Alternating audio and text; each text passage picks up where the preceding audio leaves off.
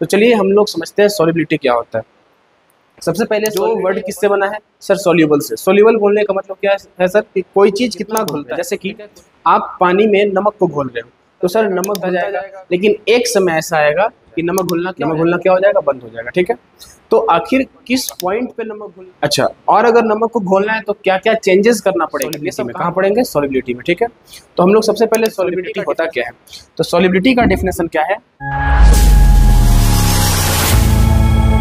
Hello बच्चों, हम लोग लास्ट लेक्चर में कंसंट्रेशन टर्म के बारे में पढ़े थे। कंसंट्रेशन टर्म क्या बताता है कि सर कोई भी सॉल्यूशन के बारे में अगर इन्फॉर्मेशन देना है तो उस इन्फॉर्मेशन को जो रिप्रेजेंट करने का तरीका होता है उसको हम लोग पढ़े थे कहाँ, कंसंट्रेशन टर्म में। और बेसिकली हम लोग मोलरिटी पढ़े थे, मोललिटी पढ़े थे, मोल फ्रैक्शन पढ़े थे, परसेंटेज पढ़े थे, अच्छा, और भी नॉर्मलिटी, स्ट्रेंथ, सब कुछ पढ़े थे। ठीक है, आपको यही बताया गया था अगर कोई भी कंसंट्रेशन टर्म टेम्परेचर डिपेंडेंट हो, इसका मतलब क्या, उसके फॉर्मूले में क्या आ रहा होगा, वॉल्यूम आ रहा होगा। या फिर बोल सकते हैं अगर कोई भी कंसंट्रेशन टर्म के फॉर्मूले में वॉल्यूम आ रहा है तो वो टेम्परेचर कैसा है, डिपेंडेंट है। हम लोग सबसे पहला पोर्शन जो कंसंट्रेशन टर्म था उसको कंप्लीट कर लिए। हम लोग इस चैप्टर का नेक्स्ट पोर्शन जिसका नाम क्या है, सॉल्युबिलिटी, इसको समझते हैं। तो चलिए हम लोग समझते हैं सॉल्युबिलिटी क्या होता है। सबसे पहले सॉल्युबिलिटी एक वर्ड है, जो वर्ड किससे बना है सर, सॉल्युबल से। सॉल्युबल बोलने का मतलब क्या है सर कि कोई चीज़ कितना घुलता है। ठीक है, कोई चीज़ कितना घुल रहा है। जैसे कि आप पानी में नमक को घोल रहे हो तो सर नमक घुलता जाएगा, घुलता जाएगा, घुलता जाएगा, लेकिन एक समय ऐसा आएगा कि नमक घुलना क्या हो जाएगा, बंद हो जाएगा। नमक घुलना क्या हो जाएगा, बंद हो जाएगा। ठीक है, तो आखिर किस पॉइंट पे नमक घुलना बंद होगा, अच्छा, और अगर नमक को घोलना है तो क्या क्या चेंजेस करना पड़ेगा, ये सब कहाँ पढ़ेंगे हम लोग, सॉल्युबिलिटी में। कहाँ पढ़ेंगे, सॉल्युबिलिटी में। ठीक है, तो हम लोग सबसे पहले सॉल्युबिलिटी का डेफिनेशन समझते हैं कि आखिर सॉल्युबिलिटी होता क्या है। तो सॉल्युबिलिटी का डेफिनेशन क्या है कि it is defined as maximum amount of solute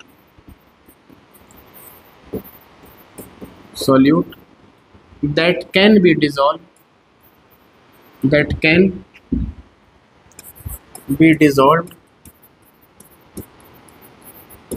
in a specified amount of solvent, at constant temperature and pressure, क्या, प्रेशर। यानी कि सर सॉल्युबिलिटी अगर डिसाइड करना है तो इसमें तीन चीज को आपको फिक्स करना पड़ेगा। क्या, सबसे पहले सर सॉल्वेंट के अमाउंट को क्या करना पड़ेगा, फिक्स करना पड़ेगा। क्या करना पड़ेगा, फिक्स करना पड़ेगा। सबसे पहला है कि सर सॉल्वेंट के अमाउंट को क्या कीजिए, फिक्स कीजिए। जब आप सॉल्वेंट के अमाउंट को फिक्स करोगे तो आपको दो चीज़ और फिक्स करना पड़ेगा। क्या क्या चीज़ को, कि सर एक टेम्परेचर फिक्स होना चाहिए और एक क्या फिक्स होना चाहिए, प्रेशर फिक्स होना चाहिए। ठीक है, यानी कि टेम्परेचर को आपको कांस्टेंट रखना पड़ेगा और प्रेशर भी क्या रखना पड़ेगा, कांस्टेंट रखना पड़ेगा। अभी समझो कि सर स्पेसिफाइड अमाउंट क्यों बोले। तुम सोचो अगर तुम 1 लीटर पानी ली हो तो नॉर्मल सा बात है सर उसमें ज़्यादा नमक घुलेगा, 2 लीटर में और ज़्यादा घुलेगा, 3 लीटर में और ज़्यादा घुलेगा। ऐसे अगर तुम सॉल्वेंट को चेंज करते जाओगे तो हर बार सॉल्युबिलिटी या तो बढ़ता जाएगा या तो घटता जाएगा। तो कोई भी सॉल्यूट का अगर सॉल्युबिलिटी जानना है तो सबसे पहले सॉल्वेंट को फिक्स कर दीजिए। सॉल्वेंट को आप 1 लीटर ले लीजिए, तो आप सॉल्वेंट को ले लिए 1 लीटर। अब उसमें कितना सॉल्यूट घुल रहा है, कंडीशन क्या होना चाहिए कि सर आपको टेम्परेचर फिक्स रखना पड़ेगा और प्रेशर क्या रखना पड़ेगा, फिक्स रखना पड़ेगा। तो ऐसे सिचुएशन में अगर जितना अमाउंट ऑफ सॉल्यूट घुला, जितना मैक्सिमम अमाउंट सॉल्यूट का घुला, उसको क्या बोलेंगे, सॉल्युबिलिटी। क्या बोलेंगे, सॉल्युबिलिटी। समझ में आ गया। अब ध्यान से देखो, तो इस डेफिनेशन में 3 की पॉइंट है कि आपके पास सॉल्वेंट क्या होना चाहिए, फिक्स होना चाहिए, टेम्परेचर क्या होना चाहिए, फिक्स होना चाहिए, और प्रेशर क्या होना चाहिए, फिक्स होना चाहिए। तो सॉल्युबिलिटी लिख सकते हैं कि सर सॉल्युबिलिटी डिपेंड्स ऑन, अगला पॉइंट है सॉल्युबिलिटी डिपेंड्स ऑन, सबसे पहला क्या है, nature of solute and solvent, nature of solute and क्या, solvent, nature of solute and solvent. दूसरा किस पे, तो सर टेम्परेचर पे भी डिपेंड करेगा, टेम्परेचर पे सर डिपेंड करेगा, इसलिए तो टेम्परेचर को हम लोग फिक्स रखें। अच्छा, और किस पे करेगा, तो सर प्रेशर पे भी डिपेंड करेगा। किस पे करेगा, प्रेशर पे। तो बेसिकली सॉल्युबिलिटी 3 चीज़ पे डिपेंड करता है, nature of solute and solvent पे करेगा, टेम्परेचर पे करेगा, और किस पे करेगा, प्रेशर पे करेगा। अब समझिए कि कुछ सॉल्यूशन क्या होता है सैचुरेटेड, कुछ क्या होता है अनसैचुरेटेड। ये आप वर्ड सुने होंगे लेकिन इसके बारे में समझते हैं। तो अगला पॉइंट लिखेंगे कि on the basis of solubility, on the basis of solubility, basis of solubility, there are two types of solution. There are two types of solution. Two types of क्या सॉल्यूशन। सबसे पहला आपके पास होता है अनसैचुरेटेड। कैसा होता है? Unsaturated solution, unsaturated solution. और बी क्या होता है सर? Saturated solution. क्या होता है? Saturated solution. एक और तरह का होता है जिसको बोलते हैं सुपर सैचुरेटेड। लेकिन आप तो बेसिकली दो पढ़ोगे सर, एक अनसैचुरेटेड होगा, एक क्या होगा? सैचुरेटेड। सर अनसैचुरेटेड का मतलब क्या है समझना। तो सबसे पहला है अनसैचुरेटेड सॉल्यूशन। अनसैचुरेटेड सॉल्यूशन, इसका मतलब क्या होता है समझिएगा। तो बोलेंगे सर ऐसा सॉल्यूशन जिसमें और ज़्यादा सॉल्यूट को हम लोग घोल सकते हैं उसी टेम्परेचर उसी प्रेशर पे, तो ऐसे सॉल्यूशन का नाम क्या देंगे? अनसैचुरेटेड। क्या नाम देंगे? अनसैचुरेटेड। तो लिख सकते हैं कि such solution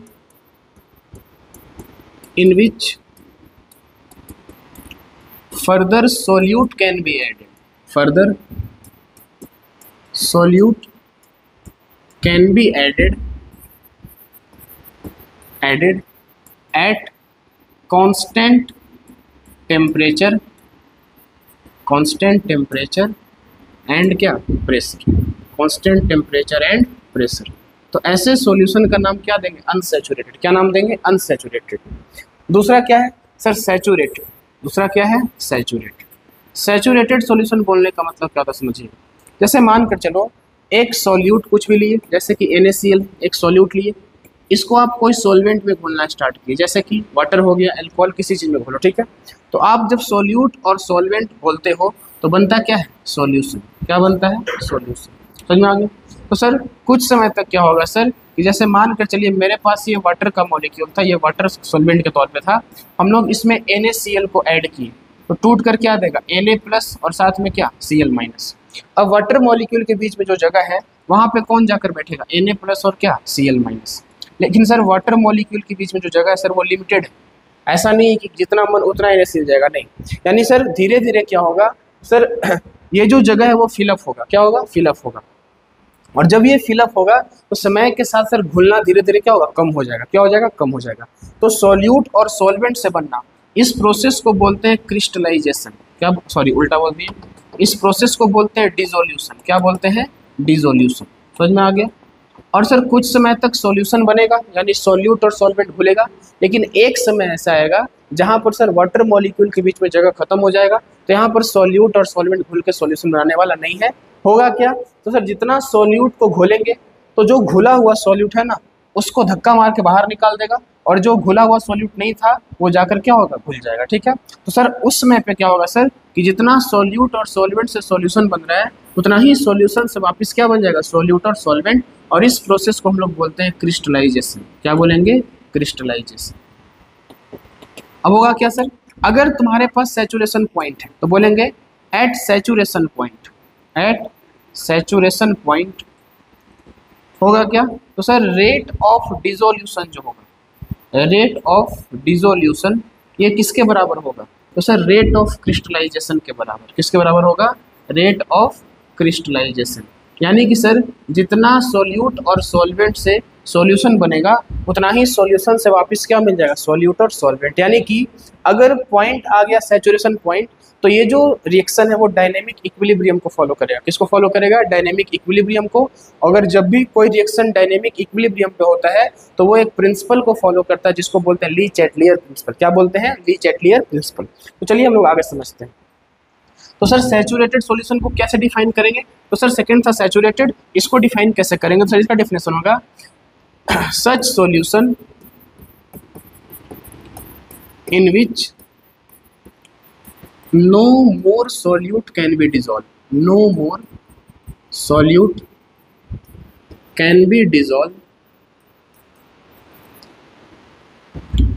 at constant temperature and pressure। अगर टेम्परेचर और प्रेशर कांस्टेंट है और उसके बाद सॉल्यूट का घुलना बंद हो जाए तो बोलेंगे सॉल्यूशन कैसा होगा? सैचुरेटेड। कैसा हो गया? सैचुरेटेड। समझ में आ गया?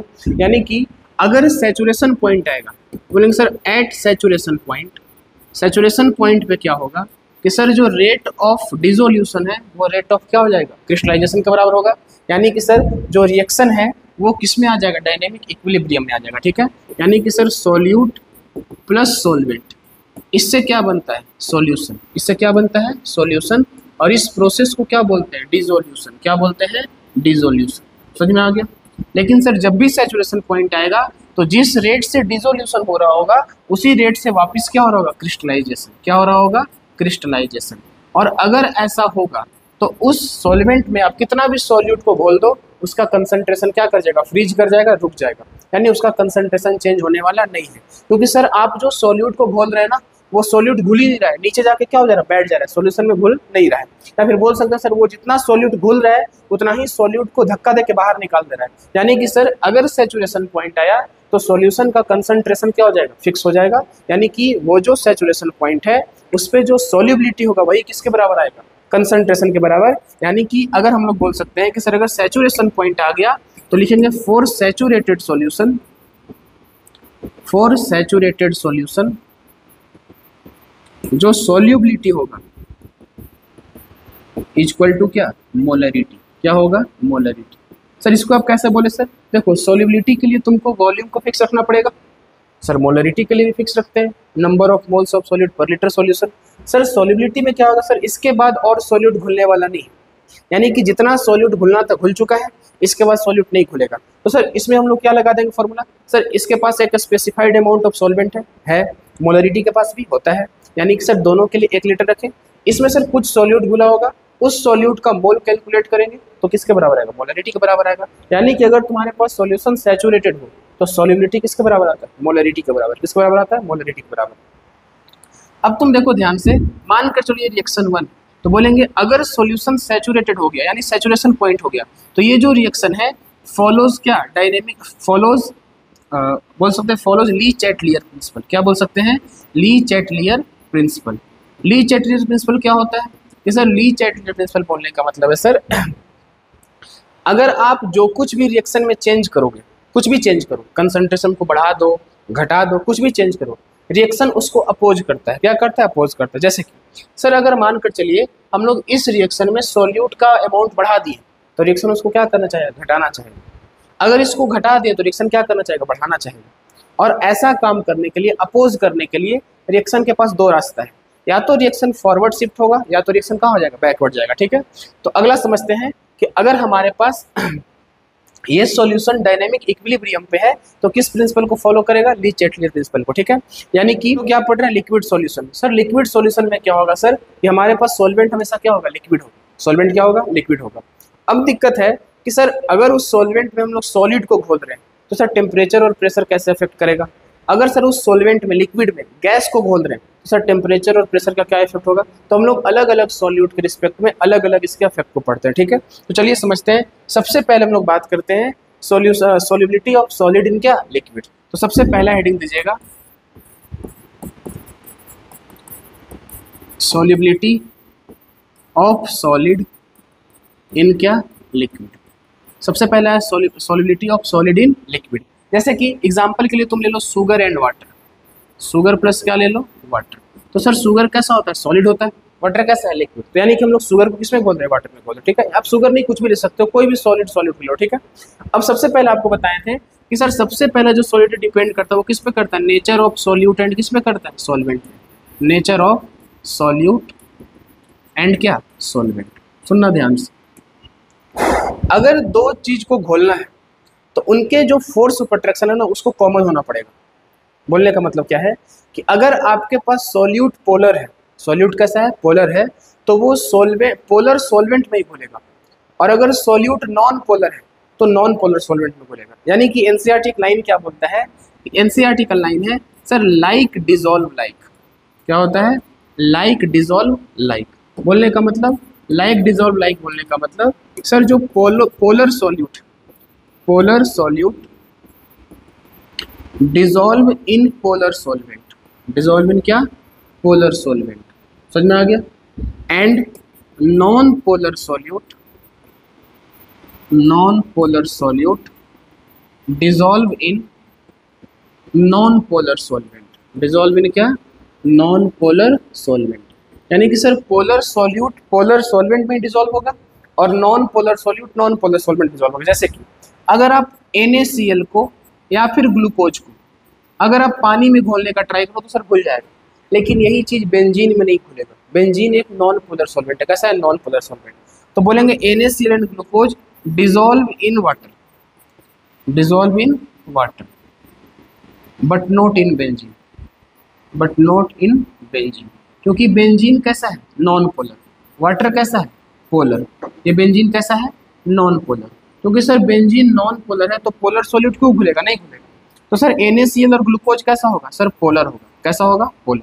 लेकिन अगर आप इसके जगह पे एंथ्रासिन ले लो या फिर ले लो पिनेथ्रिन, या ले लो पिनेथ्रिन, ये एग्जाम्पल आपके पास NCERT का, ठीक है। ये सर डिजॉल्व हो जाएगा बेंजीन में, लिखेंगे डिजॉल्व इन क्या, बेंजीन, क्योंकि बेंजीन कैसा है, नॉन पोलर, ये भी कैसा है, non polar, but not in water, but not in water, यानी कि सर ये वाटर में डिजॉल्व नहीं होगा। क्यों, क्योंकि वाटर कैसा है, पोलर, वाटर कैसा है, पोलर है। तो जो पोलर सॉल्यूट होगा वो पोलर सॉल्वेंट में डिजॉल्व होगा और जो नॉन पोलर सॉल्यूट होगा वो नॉन पोलर सॉल्वेंट में डिजॉल्व होगा, ठीक है।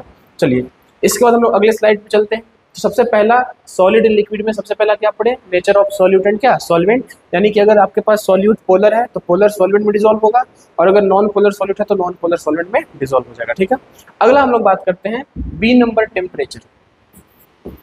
बी नंबर क्या पढ़ते हैं, टेम्परेचर, कि सर टेम्परेचर कैसे अफेक्ट करता है। तो टेम्परेचर कैसे अफेक्ट करेगा, जैसे सोचो आप कि सर हम कोई चीज़ को घोल रहे हैं, जैसे सॉलिड इन लिक्विड, जैसे कि हम लोग घोल रहे हैं सर सॉलिड और लिक्विड को, सर शुगर को हम लोग वाटर में घोल रहे हैं। जैसे घर में आप देखते होंगे कि सर चीनी का चाशनी बनता है, तो उस चीनी को हम लोग ठंडे पानी में भी घोल सकते हैं, कोई दिक्कत वाला बात नहीं। लेकिन क्या अगर ठंडे पानी में चीनी को घोलेंगे तो चाशनी उतना मीठा हो पाएगा, नहीं हो पाएगा। तो मम्मी क्या करती है कि सर मम्मी क्या करती है कि पहले पानी को हीट करती है, गर्म करती है और खौलता हुआ पानी में चीनी को घोलने का ट्राई करती है। आखिर क्यों, क्योंकि सर जैसे ही टेम्परेचर बढ़ेगा ना तो सॉल्युबिलिटी क्या होगा, बढ़ जाएगा। लेकिन एक मिनट, NCERT ये बात को नहीं बोलते। NCERT क्या बोलता है, अगर आपके पास सॉलिड लिक्विड है तो सर डिसोल्यूशन जो होता है वो एक्सोथर्मिक भी हो सकता है, एंडोथर्मिक भी हो सकता है, ठीक है। यानी कि अगर टेम्परेचर का बात करें तो NCERT क्या लिखता है कि इफ डिसोल्यूशन, इफ डिसोल्यूशन क्या है, endothermic, dissolution is endothermic. Dissolution endothermic बोलने का मतलब क्या है कि सर सोल्यूट प्लस सोलवेंट, इससे बनेगा सॉल्यूशन। क्या बनेगा, सॉल्यूशन। और कुछ समय के बाद सर ये वापस रिएक्शन आने लगेगा तो बोलेंगे सर फॉरवर्ड रिएक्शन को बोलेंगे डिसोल्यूशन। क्या बोलेंगे, डिसोल्यूशन। और बैकवर्ड को क्या बोलेंगे, क्रिस्टलाइजेशन। क्या बोलेंगे, क्रिस्टलाइजेशन, ऐसा बोलेंगे। अब समझो, इतना तो क्लियर है कि सर जितना ज़्यादा डिसोल्यूशन होगा सॉल्युबिलिटी उतना ही ज़्यादा बढ़ेगा।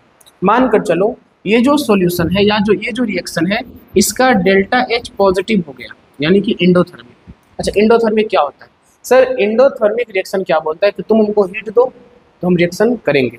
यानी कि अगर फॉरवर्ड रिएक्शन होना है तो फॉरवर्ड अगर एंडोथर्मिक है तो सर फॉरवर्ड रिएक्शन होने के लिए आपको हीट देना पड़ेगा। हीट क्या करना पड़ेगा, देना पड़ेगा। और आप ऐसा काम कर दिए, यानी कि सर हीट दे दिए। तो सर अगर हीट दे दिए, ये रिएक्शन का बोलना क्या था कि अगर आप हमको हीट दोगे तो हम रिएक्शन कहाँ जाएंगे, कहाँ लेकर जाएंगे, फॉरवर्ड। और आप हीट दे दिए तो रिएक्शन कहाँ जाएगा, फॉरवर्ड। और सर अगर रिएक्शन फॉरवर्ड जाएगा तो प्रोसेस कैसा होगा, डिसोल्यूशन होगा कि नहीं। तो अगर डिसोल्यूशन एंडोथर्मिक है तो लिख सकते हैं ना कि sir high temperature support solubility, high temperature support solubility. Solubility को कौन सपोर्ट करेगा, हाई टेम्परेचर। कौन करेगा, हाई टेम्परेचर। समझ में आ गया। लेकिन अगर यही प्रोसेस एक्सोथर्मिक हुआ, कैसा हुआ, एक्सोथर्मिक, यानी कि इफ डिसोल्यूशन, इफ डिसोल्यूशन क्या इज एक्सोथर्मिक, कैसा रहे, एक्सोथर्मिक। यानी कि इफ डिसोल्यूशन इज एक्सोथर्मिक तो बोलेंगे sir low temperature support solubility, low temperature support क्या, सॉल्युबिलिटी। क्यों सर, क्योंकि सर एक्सोथर्मिक बोलने, सॉल्युबिलिटी, एक्सोथर्मिक बोलने का मतलब क्या है, अगर सर डिसोल्यूशन एक्सोथर्मिक हुआ तो जो रिएक्शन है डिसोल्यूशन वाला उसका कहना है कि हम, मेरा टेम्परेचर जितना कम रहेगा उतना ही ज़्यादा डिसोल्यूशन होगा। वो टेम्परेचर दिया, आप उस टेम्परेचर को खींच ली, यानी कि बाहर निकाली। तो सर जितना ज़्यादा टेम्परेचर लो रहेगा रिएक्शन उतना ही फॉरवर्ड जाएगा। रिएक्शन कहाँ जाएगा, फॉरवर्ड जाएगा। तो बोलेंगे अगर डिसोल्यूशन एंडोथर्मिक है तो हाई टेम्परेचर सॉल्युबिलिटी में मदद करेगा। इसलिए हम लोग जब भी चीनी का चाशनी बनाते हैं तो उस पानी को क्या करते हैं, हीट करते हैं। क्या करते हैं, हीट करते हैं, ठीक है। एक और एग्जांपल है सर, एक्सोथर्मिक एग्जांपल दीजिए। जैसे कि तुम सोचो चूना और पानी को घोलते हो तो सर पानी क्या होता है, खौलने लगता है। क्या होता है, खौलने लगता है। अगर पानी खौल रहा है तो प्रोसेस कैसा है, एक्सोथर्मिक, हीट को बाहर रिलीज कर कंटेनर गर्म हो जाता है। तो बताओ अगर चूना को तुम चाहते हो कि ज़्यादा घुले तो उस चूने को तुम ठंडे पानी में घोलना चाहोगे कि गर्म पानी में, तो सर ठंडे पानी में। क्यों, क्योंकि प्रोसेस कैसा है, एक्सोथर्मिक। और अगर प्रोसेस एक्सोथर्मिक है तो पानी जितना ठंडा रहेगा चूना का सोलिबिलिटी उतना ही ज़्यादा होगा। तो ये था टेम्परेचर पे ऐसे डिपेंड करता है, ठीक है। थर्ड है प्रेशर। तो याद रखिएगा अगर आप सॉलिड को लिक्विड में घोल रहे हैं तो प्रेशर का कोई इफेक्ट नहीं होता है। क्यों, क्योंकि सर सॉलिड और लिक्विड दोनों का दोनों कैसा है, इनकम्प्रेसिबल। कैसा है, इनकम्प्रेसिबल। तो अगला हम लोग बात करते हैं सी नंबर, बात करते हैं प्रेशर का। तो लिखेंगे प्रेशर हैज लगभग नो इफेक्ट, ठीक है ना, has no effect on solubility of solid in liquid, in क्या, liquid। क्यों, both are कैसा, incompressible, both are incompressible, दोनों कैसा है, incompressible है। इसलिए जो प्रेशर है उसका कोई इफेक्ट नहीं होता, लगभग क्या होता है, नेग्लिजिबल होता है, ठीक है। तो ये था आपके पास सॉलिड इन लिक्विड का केस, ठीक है। हम लोग अगले लेक्चर में गैस इन लिक्विड पढ़ेंगे। चलिए हम लोग इस लेक्चर को यहीं खत्म करते हैं।